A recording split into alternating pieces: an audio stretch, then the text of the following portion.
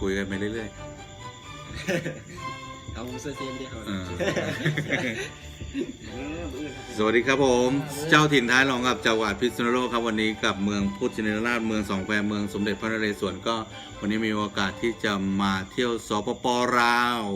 ทายดูซิว่าวันนี้เรามาเที่ยวที่ไหนเกินก็เดินทางก็หลายชั่วโมงครับวันนี้ก็มาจากจังหวัดพิษณุโลกมากับน้องครับแต่วันนี้น้องเขาเดินทางแล้วขับรถเหนื่อยมากพอเหนื่อยมากเนี่ยมันก็ต้องมีการพักผ่อนเนาะพอมีการพักผ่อนปุ๊บโอ้โหเขาเรียกว่าอะไรมีตัวตายตัวแทนครับมีตัวตายตัวแทนครับก็เลยรู้จักกับมิตรภาพที่ดีกับโรงแรมและรีสอร์ทแล้วก็เชฟฝีมือดีกระทะเขาเรียกว่าเรียนแบบกระทะเหล็กเมืองไทยเลยนะเขาเรียกว่ากระทะอะไรครับเชฟกระทะดังครับ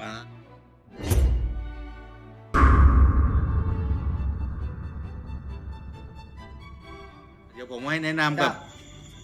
คำภาษาสปป.ลาวเลยครับผมก็แนะนำท่านแรกเลยครับชื่อสบายดีเจ้าสบายดีนี่ก็มีน้ำชื่อว่าเชฟกระทะดังเนาะจากสปป.ลาวเนาะอยู่เวียงจันทน์วังวิวรีสอร์ทเฮาเนาะแล้วก็ตอนต่อไปครับผมน้องชื่อสบายดีเด้อชื่ออุ้ยผู้ช่วยเชฟที่โรงแรมเดียวกันโดยนั่นแหละโดยแปลว่าครับหรือค่าก็ได้บอกครับค่าเป็นผู้หญิงเองโดยไม่โดยเหมือนกันใช่ไหมโอเคก็โดยที่กันทั้งนั้นโดยคือนั้นโอเคชั้นสบายดีชื่อเอนะชื่อเซฟโอเคเซฟเซฟก็เดี๋ยวเราวันนี้ก็มวนซุนต้นก็ดึกแล้วเนาะแต่ยังมีท่านผู้ชมโอ้สาวเพชรบูรณ์มาครับไปไกลและแท้ละโอ้ยเจ้าสบายดีสาวเพชรบูรณ์เนาะอุไรวันกระทะดังสบายดีเนาะเมืองมะขามหวานบอกปลาเนาะเมืองมะขามหวานนั่นนี่เพชรบูรณ์เมืองพ่อขุนสาวเพชรบูรณ์นี่บ้านคือมะขามอยู่ตีภาษาลาวเขาว่าสวยงามอะไรหวานสวยอะไรไงสวยแต้งามแต้สวยแท้สวยงามแท้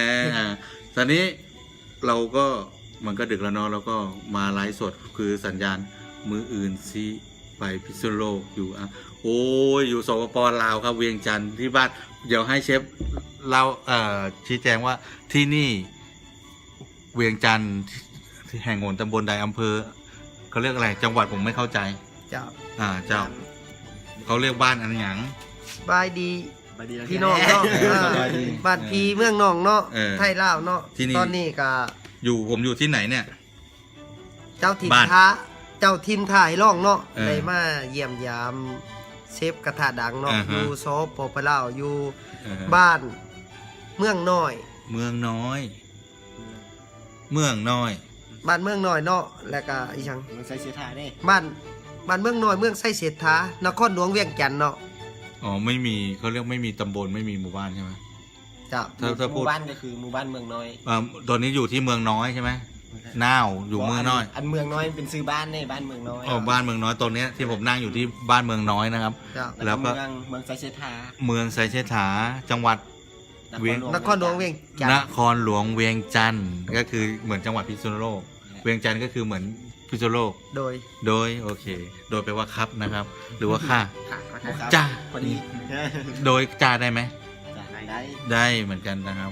อันนี้ไกลหน่อยปุ๊บแล้วก็ขออะไรเนี่ยโหมาอยู่ไม่หลับไม่นอนสวัสดีสบายดีพี่น้องคนนี้เพชรบูรณ์เขาพูดภาษาลาวสบายดีอุ้ยสบายดีได้ด้วย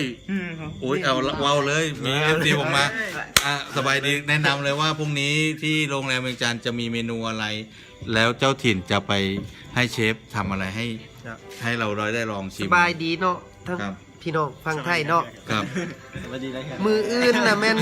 พอกันกับเชฟกระทะดังอยู่ที่วังวิวรีสอร์ทเนาะบ้านโน่นไว้เจ้าทินท่าให้ล่องเนาะจะไปล่องซิมอาหารเชฟกระทะเบิงแล้วก็รีวิวอาหารต่างๆอยู่ในครัวหรือว่านอกครัวเนาะพอกันมือเนาะพี่น้องพอกันเด้อพี่น้องเด้อเมนูอะไรอุบไว้ก่อนนะครับเดี๋ยวเราบุกครัว เซอร์ไพรส์ เซอร์ไพรส์เพราะว่าเจ้าถิ่นคือพี่เชฟเนี่ย ผมไม่ใช่เจ้าถิ่นนะคำว่าเจ้าถิ่นคือเชฟเนี่ยเป็นเจ้าของวังวิวใช่ไหม เจ้า มาท้าให้ผมไปลอง โดย โดยท้าคือไปลองฉะนั้นพรุ่งนี้เมนูอะไรเนี่ยเดี๋ยวเราไปตึ๊ดกันปุ๊บแล้วก็ฝากไว้ด้วยนะครับ เชฟมีช่องด้วยนะ มีเมนูเด็ดๆ ชื่อช่องว่า เชฟกระทะดัง อ่า ภาษาลาวเนาะพี่น้องแล้วก็มีคลิปต่างๆที่ได้ลง YouTube ไปแล้ว เออ ในเพจก็มีแล้วก็ เออ ซื้ออันเดียวกันกับในเฟซเนาะพี่น้อง ครับ เดี๋ยวพอกันวังวิวรีสอร์ทมื้ออื่น เนาะพี่น้อง ว่า มีเมนูเด็ดแน่นอน ตอนนี้อุดไว้ก่อน ครับ มื้ออื่นน่ะแม่นจังเฉลยเนาะพี่น้องเนาะ เราเฉลยตอนนี้ก็ทักทวนไม่ติดตามแน่นอน กับเจ้าถิ่นไทยลองอันนี้ บอกได้ตรงๆว่าเราอะหาคอนเทนต์แบบชีวิต360 องศาแล้วก็แสงจันทร์ออนไลน์ทำงานให้ได้เที่ยวได้งานครับ กับการเดินทางความสุขกับเส้นทางเดินทางนะครับ ตอนนี้พี่น้องไทยลาวเป็นพี่น้องกันอยู่แล้ว แล้วก็สมเด็จพระนเรศวรก็เคยมาที่นี่แล้วก็พระแก้วมรกตนะครับที่อยู่ที่กรุงเทพแล้วก็ตอนเนี้ยที่เนี่ยบ้านอะไรนะ บ้านเมืองน้อย บ้านเมืองน้อยเนี่ยยังมีการคอนเทนต์น้อย แล้วก็มีนักท่องเที่ยวที่จะรู้จักน้อยฉะนั้นเจ้าถิ่นมาปุ๊บเนี่ยทุกคนต้องรู้จักแน่นอนฉะนั้นพรุ่งนี้อย่าลืมติดตามชมทั้ง YouTube Channel ทางช่องของเชฟกระทะ ดัง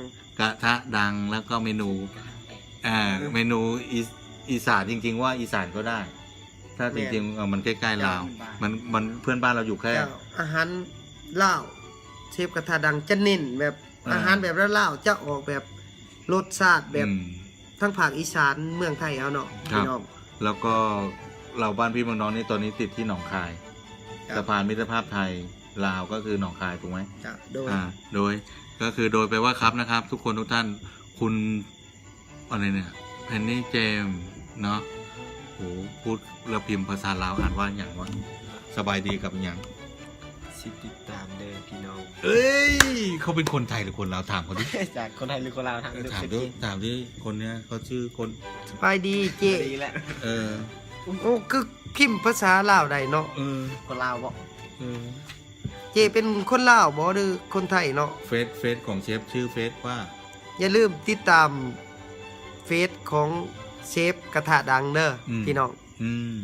ชื่อ พิม เช พ์ ฟ เจ้าพิมพ์เป็นภาษาลาวเด้อ เขาเก่งนะเขาติดตามแล้วก็พิมพ์ภาษาได้ด้วยอ่ะ พิมพ์ภาษาได้ ลาว บางทีเป็นคนไทยอยู่แต่ว่าก็พิมพ์ได้ แต่เขาติดตามผมตลอดเลยนะเขาบอกว่าคอนเทนต์เราของเจ้าถิ่นโอเค โดย โดยขอบคุณครับโดยก็อย่าลืมนะครับก็ฝากปิดคลิปวันนี้ก็คือเชฟชื่อช่องว่า เชฟกระทะดัง อืม ภาษาลาวเลิกพี่น้อง ภาษาเราวมีช่องเหรอมีช่องเหรอมีช่องบอมีแต่ YouTube เฟซบุ๊ก อ๋อ Facebook เดี๋ยวลิงก์วันนี้ที่ไลฟ์สดก็จะไปแปะที่ช่องของน้องชื่อ แยกนคร แยกนคร นั่นแหละ ภาษาภาษา เป็ พิ น มพ์ ภาษาลาว เดี๋ยวเขาพิมพ์ได้หุ้ยเขาถามอะไรมาตอบเขาไปดู อยู่ ฮะ อยู่โคราช อยู่โคราช อยู่โคราช โอ้ยก็ได้ภาษา โคราช อันนี้ชื่อเฟซชื่อ ทองวัน ทองวันพิมพ์ภาษาลาว โดย โดยเดี๋ยวว่างๆเดี๋ยวเราจะให้แปะภาษาไทยเข้าไปด้วยนะฮะแล้วก็เชฟชื่อช่องอีกรอบนึง เชฟกระทะดังพี่น้อง โอเค อันนี้ จริงๆ นี่ก็คือผู้ช่วยเชฟสองคนเนาะ อ๋อ พี่น้อง เราเจอ ผู้ช่วยเชฟอยู่ในครัวเนาะผู้ช่วย ผู้ช่วย ครัวกับแมนเนาะผู้ช่วยเชฟกับแมนเนาะ จ้ะ ผู้ช่วยเชฟก็แม่นเนาะผู้ช่วยกุ๊กก็ได้ ใส่กุ๊ก ภาษาไทยเขาพิมพ์อะไรเราอ่านไม่ออกผมอ่านไม่ออก เดี๋ยวสิติดตาม โอ้โหอย่าจีจิตจ้าขอบคุณก็ต้องพูดว่า ขอบใจ ขอบใจ ขอบใจเจ้า ขอบใจหลา เดี๋ยวสิติดตามจ้า โอเค เดี๋ยวผมจะสรุปแล้วนะครับ ผมจะบิดแล้วนะ ก็คือขอบคุณนะครับของคุณที่ติดตามก็ ผมอ่านไม่ถูกแล้วถ้าเปลี่ยนภาษาไทยกับภาษาลาวได้ผมก็จะดีแพน แล้วสิติดตาม เด้อ จ้า ไม่ใช่ผมจะอ่านภาษาอังกฤษเขาชื่อแพนอะไรแพนจี้อะ ภาษาอังกฤษ ภาษาอังกฤษชื่ออะไรเนาะ อ่านว่าได้อุ้ย แพงลี่สินะ แพนดี้อะ ไม่ไหวแพนกี้ แพนจี้นะโอเค อันนี้หนุ่มลาวนะฮะก็ขอบคุณคุณแพนกี้ หนุ่มลาวรอบ่ นำพักนะหนุ่มลาวรอวะ ผู้ช่วยคั่วผู้ช่วยคั่วกับแม่นผู้ช่วยเชฟกับแม่นหน้าตาดีเบิดสองพี่น้องแต่ว่าเชฟหน้าตาคือขี้ร้ายแท้ แต่ไม่ใช่จะเมษายนนี่ตรงกับเมืองไทยวะเราเรื่องสงกรารเมืองลาวกับเมืองไทยมันยังไง ตรง ขอจะปิดคลิปอ่ะเหมือนกันปะบอตรงอ้าวแล้วอย่าง ไทย นี้ จะอันนี้หลังกว่า อ้าวแล้วเราวันไหน เราวันที่14 15 16เดือน ไทยมัน13 14 15 แม่นไหม โดย ไทย ไทยก่อน ไทยเดิมก่อน ลื่นกันน้อยเดียวเนาะ มือเดียว มือหนึ่ง เราเขาเล่นกันตรงไหนที่นี่เขาส่วนใหญ่นิยมเล่นที่ไหน แคมป์ของแคมป์ของ แล้วผมจะอยู่ทัน ลิ้นอยู่ทั่วประเทศเลย เหรอทั่วประเทศก็คือ14 15 16แต่เมืองไทย13 14 15ถือว่าเป็นวันสงกรานต์นี่คือวันปีใหม่ลาวไหมแม่น ปีใหม่ลาว เพิ่งรู้นะครับผมไม่รู้เลย หรือว่าเขาเดือนนี้เพิ่นจะเปลี่ยนปีเปลี่ยนพศ ไม่ยึดตรงกับฝรั่งเศสเหรอไม่ยึดถึงคริสต์ศักราชเหรอไทยลาวก็คือว่าเมืองลาวก็เป็นประเพณีลาวเลยโอ้โหวันนี้ได้คอนเทนต์เยอะนะครับผมไม่รู้ มะปรางหวานโอ้โหมะปรางอ๋อชื่อมะปรางมะปรางลี่อ๋อครับอุ้ยยิงดึกยิงมันมีคนเราจะคุยเรื่องอะไรวันนี้มากันเยอะเลย ก็คือเจ้าถิ่นเดินทางเดี๋ยวผมคุยก่อนนะ ผมมาโดยมั่วๆก็คือน้องเขาชักนำพามา คือจริงๆอ่ะไม่มี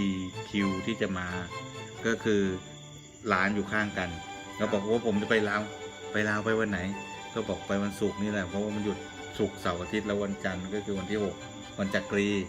คือในกษัตริย์ของเมืองไทยก็จะเป็นถ้าเป็นวันสำคัญเขาจะเป็นนักขัตฤกษ์ก็คือวันหยุดยาวดังนั้นศุกร์เสาร์อาทิตย์มันจะ4 วันใช่ไหมเฮ้ยงั้นไปด้วยดิก็บอก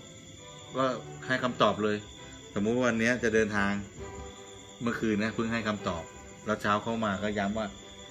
ไปจริงเปล่าเพราะว่า1ที่นอนอะไรพวกนี้มันไม่ได้คือต้องล่วงหน้ามาใช่ไหมเหมือนโรงแรม โดย ดังนั้นเราก็ไม่ได้จองก็มันต้องปลุกเขาเจ้าของนอนแล้วอะดังนั้นเราก็โอเคก็เป็นโดยได้ไม่นิดเขาเรียกอะไรเจอกันโดยไม่ได้นัดหมายว่างั้นเถ ตั้ง อะ ใจเนาะ ไม่ตั้งใจ เพราะว่าตอนที่เราคุยกันหัวค่ำทานข้าวเย็นกันเสร็จพวกเนี้ยกลุ่มที่เขาตั้งใจนะเขาหลับ เขาหนีหลับไปหมดแล้วโอ้ยเสกตอนนี้เจ้าถิ่นไม่ได้กินน้ำชาเยอะเขาห้ามพูดไอ้เรื่องพวกนั้นเนาะน้ำชาเยอะตอนนี้ก็เลยว่าอิ่มเรื่องกระป๋อมเมนูใหม่ที่พี่ก็ไม่เคยกินเนาะในนั้นนะผมจะลงคลิปด้วยนะจะลง YouTube ก้อยกระป๋อง ก้อยกระป๋อมกันเขาเรียกว่าลาบกระป๋อมกับก้อยกระป๋อมเนี่ยก็คือกิ้งก่าในภาษาไทยภาษาลาวเขาเรียกว่ากระป๋อมดังนั้นเมนูกระป๋อมก็มีนะครับเมนูเด็ดๆกับเชฟชื่ออีกครั้ง เชฟกระทะดัง ไม่ใช่กระทะเหล็กเมืองไทยหรือกระทะผีนะครับผม บ๊ายบายครับผมสวัสดีครับ บ๊ายบาย คุณนายราตรีสวัสดิ์ทุกคนทุกท่านคำว่าสวัสดีราตรีสวัสดิ์นี่คือพูดเลยครับ ทุกคน3 คน สบายดี สบายดีแค่นั้นเองเหรอ ราตรีสวัสดิ์ มันยังไง วันนี้ นอนรับฟันดีเด้อพี่น้องเนี่ยมื้ออื่นพอกันที่วังวิวรีสอร์ทกับเชฟกระทะดังกับเจ้าทินท่าให้น้องเดี๋ยวพอกันเมนูเด็ดๆมื้ออื่นพี่น้องบ๊ายบาย เดี๋ยวผมไปตัดนะ เจ้าถิ่นท้ายรอง1 คน เจ้าถิ่นท้ายรอง เจ้าทินท้าให้ดอง เจอกับเชฟกระทะดัง มื้ออื่นพี่น้องอยู่ที่วังวิวรีสอร์ท มันยังก็ เจ้าถิ่นท้ายรอง เจ้าถิ่นท้าให้ลองมื้ออื่นพบกันเนาะอยู่บางวิวรีสอร์ทเด้อ เจ้าทินท้ายลองเด้อมืออื่นเจอกันที่วังวิวรีสอร์ท สบายดีสวัสดีครับ สวัสดีพันดีนะ นอนรับฟันดีเด้อพี่น้อง สวัสดีครับบ๊ายบาย จู